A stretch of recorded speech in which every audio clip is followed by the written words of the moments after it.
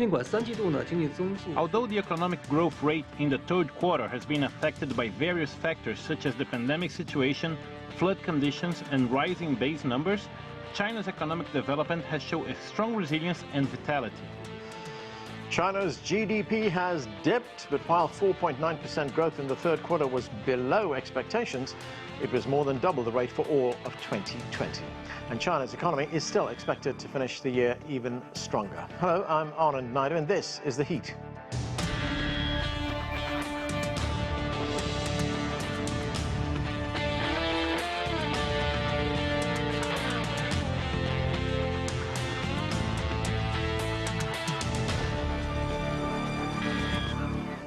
An economic downturn for China's GDP has some people concerned, but the country is still expected to hit its growth target for the year of more than 6%.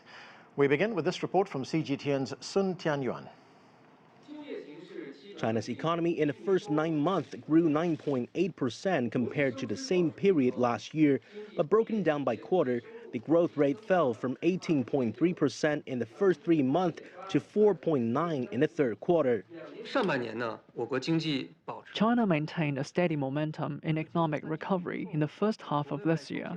During the third quarter, international factors including the sprawling pandemic, sluggish economic recovery, and high commodity prices, together with coronavirus flare-ups and floods at home, have impacted the country's performance and put pressure on the recovery.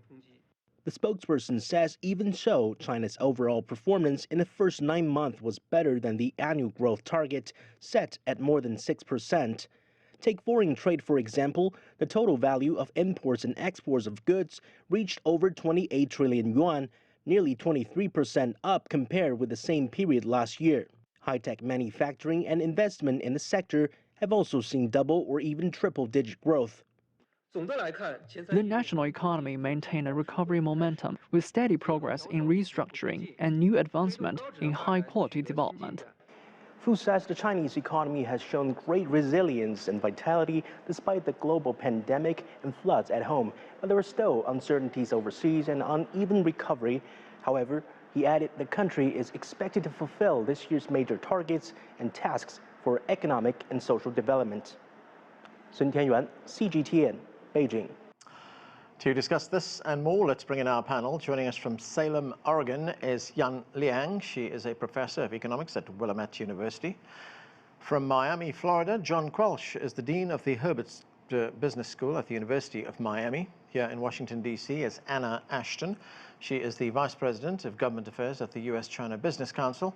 And from Herzliya, Israel, John Gong is a professor of economics at the University of International Business and Economics in Beijing. Thank you, everyone, for being with us. John Gong, let's look at the key numbers here. China's GDP in the third quarter from the second quarter, it fell from 7.9% to 4.9%.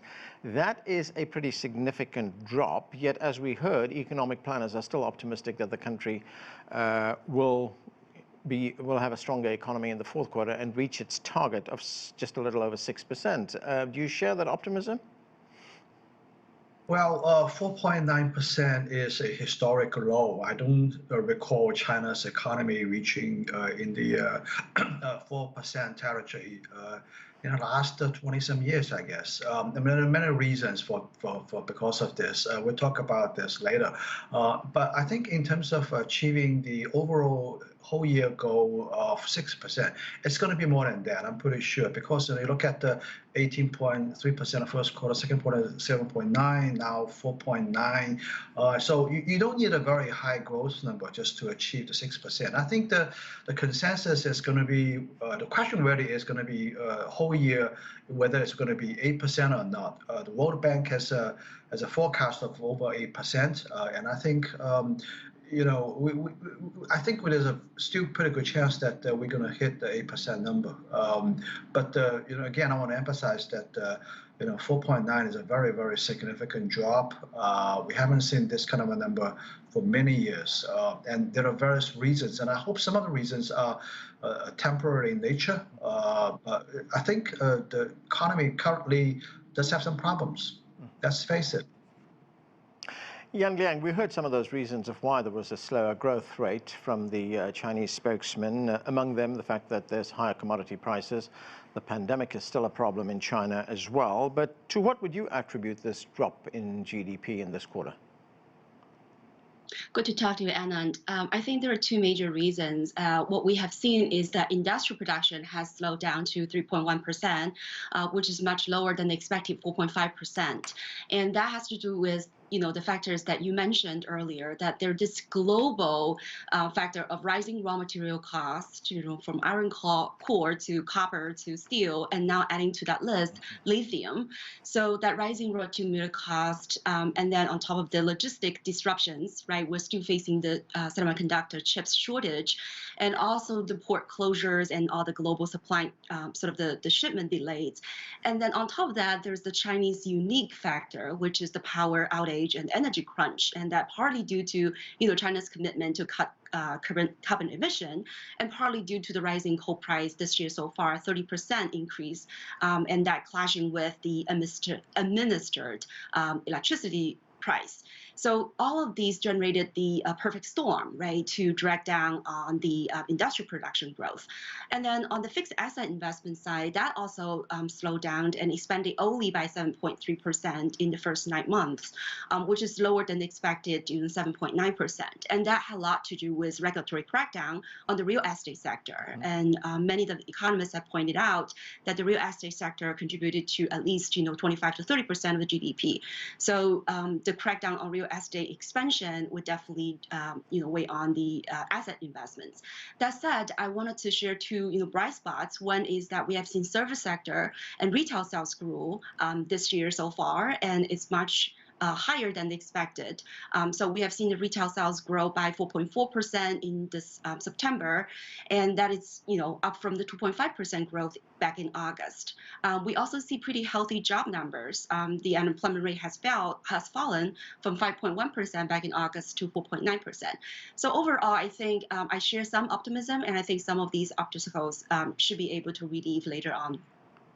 John Quelch, I'm going to look at some of the other reasons. Let's look at the housing market, for instance, specifically the $300 billion debt that the Evergrande Group is facing right now. Others, of course, blame a change in consumer spending. There are even other reasons. Let's listen to one of them.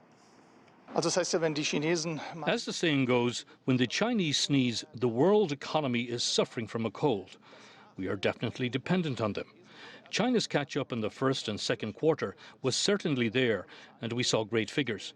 Now the Chinese have some problems, among them with the energy supply, but also on the real estate market. That obviously casts a shadow over things. So, John, what are your thoughts on where the economy is going? Well, first of all, thank you, Anand. And on the real estate front, we do see the property sales down around about 20-25% year on year. We see the overall investment in real estate at around about a quarter of the GDP. The property sector is very large, and of course the Evergrande case is the poster child at the moment for risk in that sector. With around about 1.6 million customers waiting for their apartments who have already posted deposits. So there is that fear of contagion, the fear of the uncertainty and risk associated with real estate spreading into the overall economy. And we've already seen interest rates on risky debt rising as a result of this Evergrande situation, especially with respect to enterprises that are less robust and more risky. So I think the government, no doubt, understands all of this and has things under control, but the question is whether or not a company like Evergrande is too big to fail, or whether or not it's going to be allowed to go its own course. We have another round of repayments, interest payments that are due shortly. It'll be interesting to see whether or not they can get through their obligations at the end of the 30-day grace period that's coming up soon.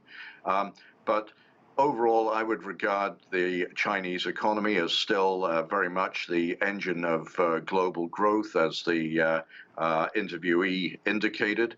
And going forward, I expect a robust continuance of domestic demand, and I believe that supply chains will be restored within 6 months in a way that will enable China to once again be supplying the world's goods in the way it has done in the last 10 years. Anna Ashton, the United States must be looking at these numbers very closely as well. These are two of the biggest economies in the world, and they have very, very strong trade links. How do you think it would affect trade between the two countries, and domestically, how would the United States see it? Thanks. So, actually, trade has been a bit of a bright spot in these numbers. Exports grew 28% in September for China.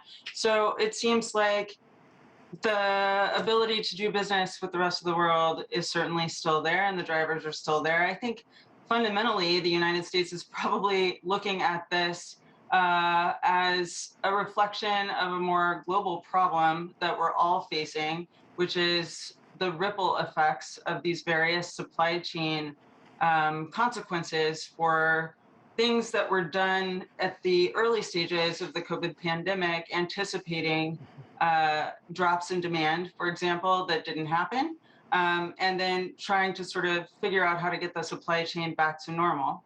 And that is a really challenging thing to do. There are a lot of moving parts. The energy crunch in China is certainly worrying, and it affects U.S. companies that are on the ground operating in China just as it affects Chinese companies on the ground. We've heard that in many cases, companies are trying to operate their facilities at 50% of their normal energy, and in some cases, it's more like 75 to 80% less than their normal energy. So that is worrying, and we hope that that will turn around soon. But it has to be kept in mind that one factor in that energy crunch is China's effort to reply to global concerns over climate change, and specifically to reply to requests from the United States to accelerate its efforts to reach carbon neutrality. And so some patience, I think, from the United States is in order on that front. All right, that is a dilemma which China faces, which I'll get back to in a moment. But Anna, just on the question of supply chain glitches, we know that they do exist right now. The United States is watching that very closely. John Quelch told us a moment ago that he thinks that that'll be over, that'll be ironed out, those problems, in about 6 months. Do you share that view? I couldn't pretend to estimate when it will be ironed out. I think that John is probably in possession of greater expertise on supply chains than I am. But I can tell you that all of our companies are quite concerned, and many of them are facing repercussions of the global supply chain challenges that they never would have expected to be facing this time last year or the year before. And we also in Washington have a Congress that's looking at supply chain challenges that are unfolding or continuing on far longer than was expected, and wants to try to legislate fixes. The problem is that I don't think there's any one government or any one piece of legislation that could possibly serve as a fix for this complex global supply chain dilemma that we're experiencing right now. And there's a possibility that efforts to fix it will only make it worse. Okay, we are going to take a break right now. More of our conversation. No, we are not going to take a break. We'll continue with the show right now. John Gong, let me come back to you. Recently, Premier Li Keqiang talked about the economy in China. He acknowledged that the country is facing economic headwinds, but he says China has, in his words, enough tools in its toolbox to meet the challenges, and he was pretty confident that the country will meet its annual target of 6%. When he talks of China having these tools, what is he talking about? I think he's referring to the fiscal policy, the monetary policy. I mean, if you look at the factors we've been talking about so far, I think most of them are temporary in nature. You know, for example, the pandemic situation, the energy shock, and also the supply chain constraint. And I would also mention that the supply chain is mostly due to the shortage of truck drivers in the United States. Actually, and the problem is the containers are not going back to China. It's not so much because of the supply shortage or the supply problem in China. It's because of the containers are not going back to China because of the slowing down of clearing of these containers in Long Beach in California. So all of these things I think are temporary in nature.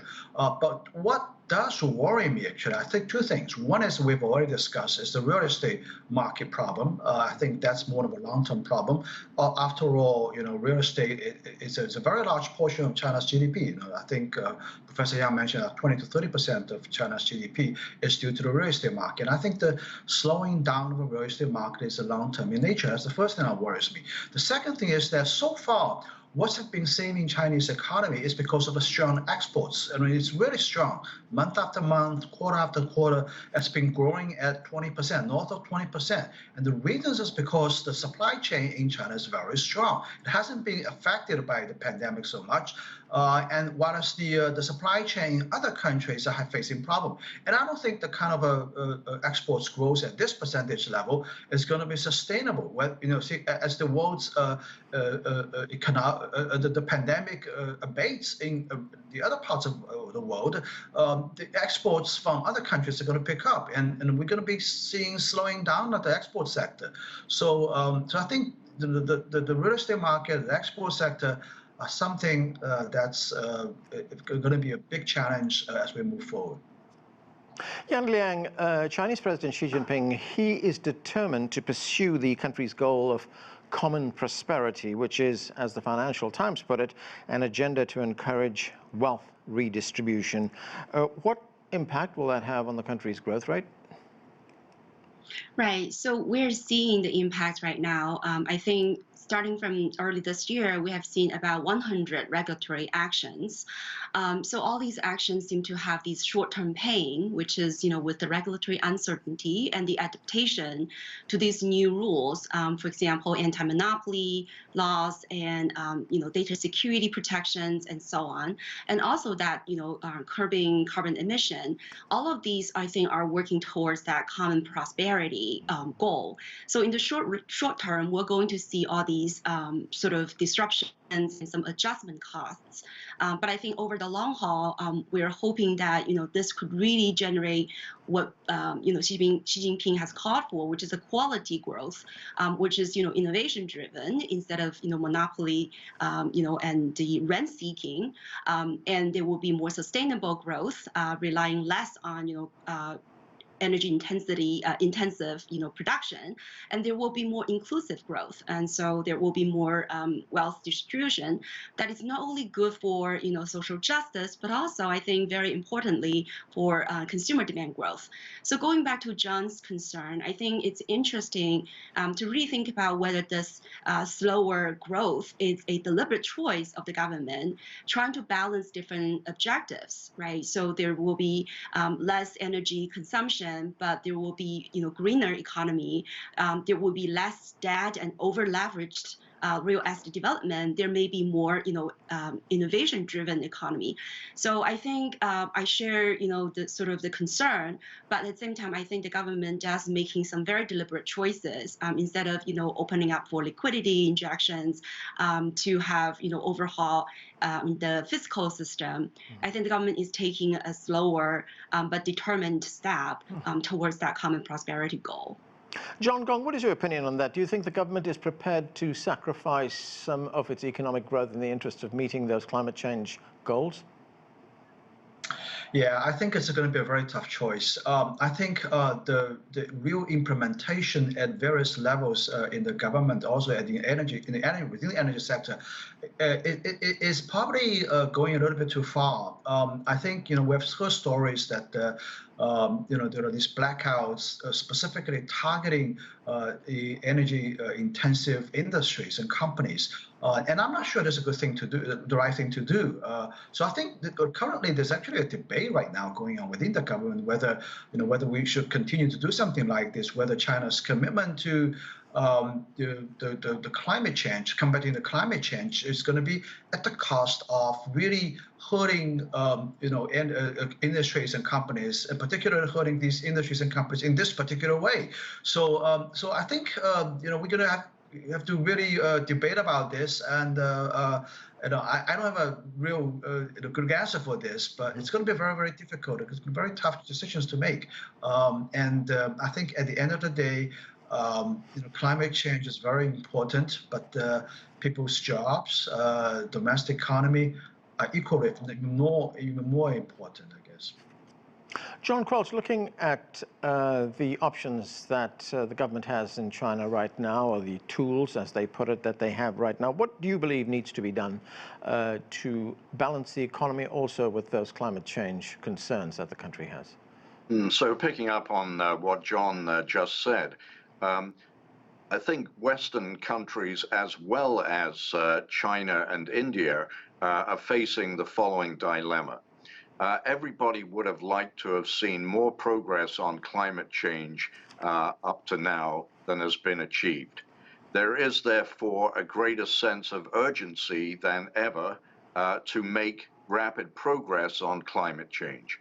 However, the complexities associated with transitioning the entire energy sector from fossil fuels to renewables, just to give the two extremes of the spectrum, that transitional process is very complicated and requires several decades to achieve.